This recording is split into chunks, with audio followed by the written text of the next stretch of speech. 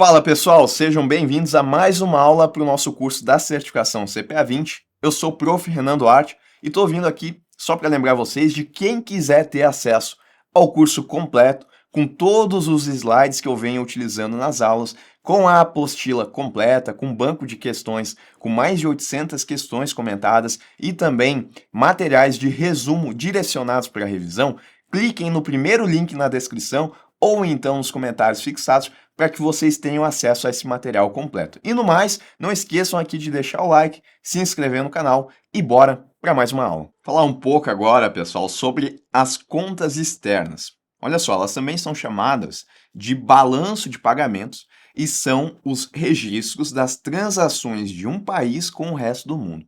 Então, todas as transações que, por exemplo, o Brasil faz com os demais países, com o restante do mundo, tudo isso, todos esses registros, eles vão estar consolidados no que a gente chama de contas externas ou então de balanço de pagamentos. É como se fosse a contabilidade do país e não de uma empresa, né? A gente está falando do país. Então, aqui no Brasil, em respeito a um padrão, os valores eles são expressos em dólares americanos. Apesar de envolver negociações com outros países, para a gente ter um determinado padrão, a gente estabelece então que a gente vai seguir e colocar todas as transações em dólares, mesmo que essas transações não tenham sido efetuadas com países que adotam o dólar como moeda local. E aí eu posso ter duas situações, né? Porque eu estou registrando todas as transações que acontecem do Brasil com o exterior. Se eu tenho mais dinheiro entrando do que saindo do país, eu tenho uma situação onde eu tenho uma balança superavitária. Agora, se eu tenho uma situação aonde tem mais dinheiro saindo do que entrando no país, eu tenho uma balança deficitária. Atualmente, o Brasil adota a sexta edição do Manual de Balanço de Pagamentos do FMI, o BPM6, e ele é estruturado da seguinte forma, tá? Então, essa equaçãozinha aqui, ela vai mostrar para nós qual que é o total de registros, qual que é o total de transações que acontecem entre o Brasil e o restante do mundo, tá? Então, ela fica dividida da seguinte forma. Eu tenho as transações correntes, mais a conta capital, mais a conta financeira, mais erros e omissões, que é uma conta de ajustes, na verdade, né? Porque a gente não está registrando aqui transações, mas é uma conta que a gente usa para poder fechar a conta, né? Se acontecer algum tipo de erro, de omissão, é colocado nessa conta aqui. E somando tudo isso daqui, eu tenho o saldo do balanço de pagamentos. Agora a gente vai ver cada uma dessas contas, tá? Transações correntes. Nessa conta, a gente tem outras contas. A gente tem a balança comercial, que é aquela que vai registrar as exportações e as importações de bens. Tem a balança de serviços, renda primária e renda secundária. Tá? Então vamos lá falar sobre a transação corrente, essa conta aqui. Balança comercial registra o comércio de bens na forma de exportações e importações. Comércio de bens, tá? Então, tudo que o Brasil exporta de bens, celulares, televisões, tudo que ele exporta e tudo que ele importa também, celulares, televisões, outros bens que são importados de países estrangeiros. Se a gente tem mais exportações do que importações, a gente tem um superávit aonde? Na balança comercial, mais exportações do que importações.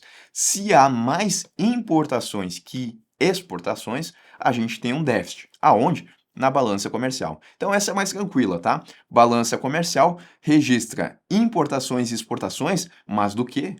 De bens.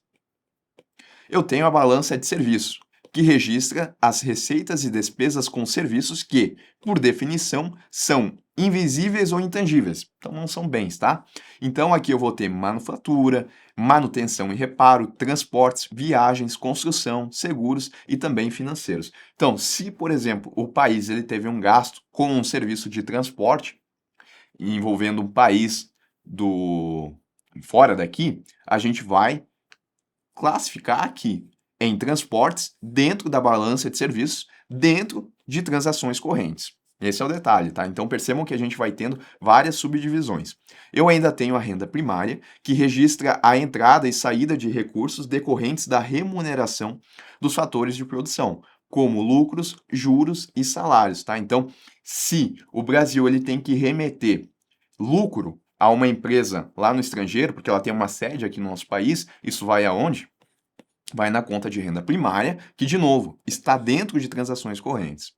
Eu tenho também a conta de renda secundária, que apresenta a renda gerada em uma economia e distribuída para outra, quando a gente tem a doação de um país a outro. Então, por exemplo, se um país lá do estrangeiro resolve doar dinheiro aqui para o nosso país, isso vai entrar na renda secundária. Quando a gente soma todas essas contas aqui, eu tenho o saldo em transações correntes, tá? Que é uma partezinha aqui da equação de contas externas, tá? Então, saldo em transações correntes é quando eu faço a soma de todos esses aqui.